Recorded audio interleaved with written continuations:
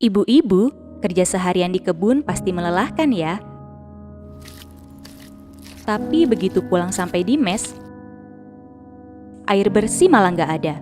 Rasanya makin jadi capek kan? Air cuma nyala di jam-jam tertentu. Kita harus selalu siap sedia nyimpen air di drum untuk masak, mandi, dan beres-beres. Padahal kebutuhan kita terhadap air itu nggak bisa ditunda-tunda. Masalahnya nggak cuma soal waktu, tapi juga kualitas air. Sumber air seperti di sumur, parit, danau, dan kolam di perkebunan terkena cemaran bahan kimia dari pestisida dan pupuk. Akhirnya, kita terpaksa menadah air hujan, meski kualitasnya belum tentu baik. Mengkhawatirkan bukan? Bahkan, buruh di salah satu perkebunan sawit di Buol, Sulawesi Tengah terpaksa antri menggunakan toilet umum yang bercampur antara laki-laki dan perempuan. Parahnya, perusahaan malah memindahkan tanggung jawab ke buruh untuk membangun toilet dengan uang pribadi. Kondisi ini merampas hak untuk sehat bagi buruh, terutama perempuan, karena kebutuhan fasilitas sanitasi dan air ketika haid. Sementara, beli air minum jadi satu-satunya cara buat minum kita sama keluarga. Padahal, menurut aturan sawit berkelanjutan, perusahaan wajib sediakan air layak minum. Katakanlah upah kita 3 juta rupiah per bulan. Setiap bulan kita harus sisihkan 7% atau 210 ribu rupiah cuma beli air buat minum dan masak. Dengan upah rendah, ini jadi beban yang berat, terutama bagi buruh yang punya tanggungan. Di dalam kebun kondisinya lebih parah. Tidak ada tempat dan air bersih yang dialirkan untuk mencuci alat kerja dan APD, termasuk untuk buang air kecil.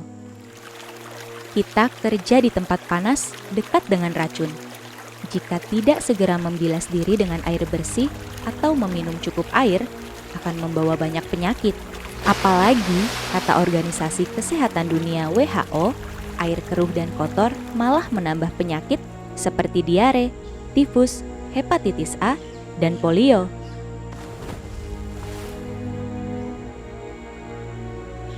Jadi, kebutuhan air bersih penting, bukan cuma buat kita, tapi juga kesehatan keluarga di rumah. Industri sawit telah merampas dan merusak sumber air, melanggar hak atas air bagi buruh dan masyarakat sekitar. Air milik semua orang, gak bisa dimiliki siapapun. Akses air bersih gak boleh dibatasi oleh kebijakan yang acuh sama kebutuhan rakyat. Seluruh rakyat, termasuk buruh dengan status kerja apapun, baik harian lepas BHL, kontrak, maupun permanen, berhak atas akses terhadap air bersih. Hak ini juga wajib dipenuhi oleh perusahaan dan negara. Kita layak mendapatkan kondisi kerja dan hidup yang lebih baik. Mari bersama-sama menuntut. Pertama, berikan akses air bersih gratis untuk rakyat. Kedua, hentikan perampasan sumber air masyarakat. Ketiga, sediakan fasilitas sanitasi yang layak di seluruh tempat kerja.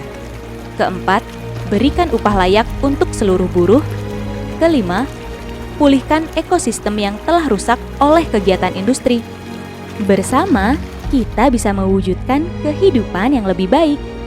Jika kita saling mendukung dan bersuara, bukankah harapan untuk hidup yang lebih layak akan semakin dekat?